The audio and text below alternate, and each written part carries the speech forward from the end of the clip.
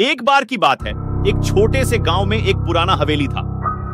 वहां के लोगों के बीच एक कहानी फैल गई थी कि उस हवेली में एक भूत रहता है। वे कहते थे कि उस हवेली की रात को किसी न किसी ने उस भूत की भीड़ देखी है। गांव के लोग उस हवेली के पास रात में नहीं जाते थे और जो भी वहां गया वह बिना देर किए लौट आया। इस कहानी के एक लड़के का नाम विक्रम था, जो उस हवेली की सच्चाई को जानने के लिए उसमें घुसने का निर्णय किया। एक रात विक्रम हवेली में घुस गया। वहां पहुंचकर उसने एक अद्भुत और डरावनी माहौल महसूस किया। सुनसानी और उजाले की कमी थी और हवा में कुछ अजीब चीजों की खुशबू थी।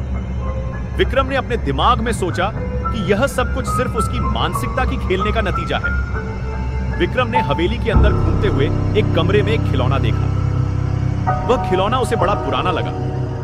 विक्रम ने उसे उठाया और बाहर ले जाने का निर्णय किया। लेकिन जैसे ही वह उसे छूने के लिए बाहर निकला, वह एक विचित्र ध्वनि सुना। वह ध्वनि उसे बहुत डरावनी लगी, लेकिन विक्रम ने अपने आप को साहसी बनाने का प्रयास किया।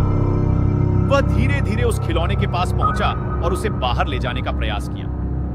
लेकिन तभी उसने खिलौने की एक आवाज सुनी, मेरा खिलौना नहीं छूना।